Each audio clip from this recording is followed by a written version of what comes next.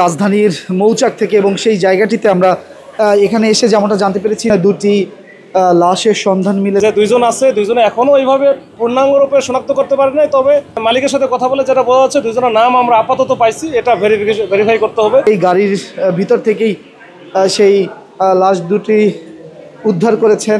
আপনাদেরকে যুক্ত করেছি রাজধানীর মৌচাক থেকে এবং সেই জায়গাটিতে আমরা এখানে এসে যেমনটা জানতে পেরেছি দুটি লাশের সন্ধান মিলেছে এবং সেই তথ্যের ভিত্তিতে কিন্তু এই জায়গাটিতে র্যাবের সদস্যরা রয়েছেন সিআইডির ফরেন্সিক বিভাগের যারা সদস্য তারা রয়েছেন এবং এই মুহূর্তে এই জায়গাটিতে বেসমেন্ট 2-এ এই লাশের সন্ধান কিন্তু মিলেছে এবং যে পুলিশের যারা সদস্যরা রয়েছেন তারা এখানে আছেন, র্যাবের সদস্য রয়েছেন সিআইডির ফরেন্সিক বিভাগের এবং তারা সেই লাশ দুটিকে এখন এই মুহূর্তে তারা পর্যবেক্ষণ করছেন এবং তার পরিচয় এখন পর্যন্ত নিশ্চিত হওয়া যায়নি। সেই পরিচয় শনাক্তের জন্য কিন্তু তারা কাজ করছেন। তবে আমরা যদি আপনাকে একটু বলতে চাই যে ঠিক এখানে যে গাড়িটি রয়েছে এই গাড়ির ভিতর থেকেই সেই লাশ দুটি উদ্ধার করেছেন আইনশৃঙ্খলা বাহিনীর সদস্যরা। বসুন্ধরা টিস্যু, অশুদ্ধতার বিরুদ্ধে এক বিন্দুও ছাড় নয়। দর্শক, দুটি যে লাশের সন্ধান পাওয়া গেছে সেখানে রমনা জোনের ডিসি যিনি রয়েছেন তিনি ঠিক এই মুহূর্তে সেটি পর্যবেক্ষণ করছেন এবং যে গাড়িটির মধ্যে থেকে দুটি লাশ পাওয়া গেছে এই হচ্ছে সেই গাড়িটি এবং তারা পর্যবেক্ষণ করছে।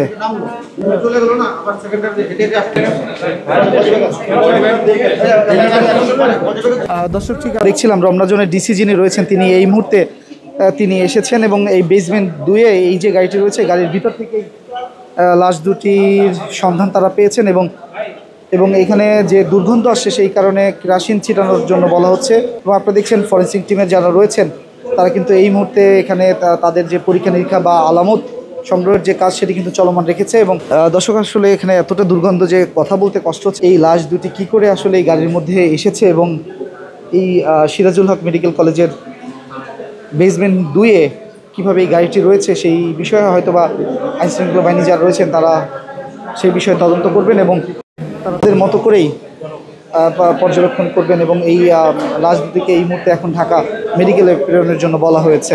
দুইজনে চলে আসে, এরপরে তো আমিও আসলাম।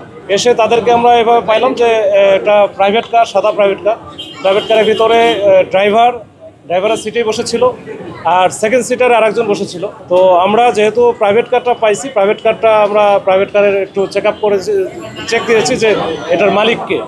তো মালিকের নাম ঠিকানা বের করার পরে তার সাথে আমরা যোগাযোগও করেছি, সে আসতেছে।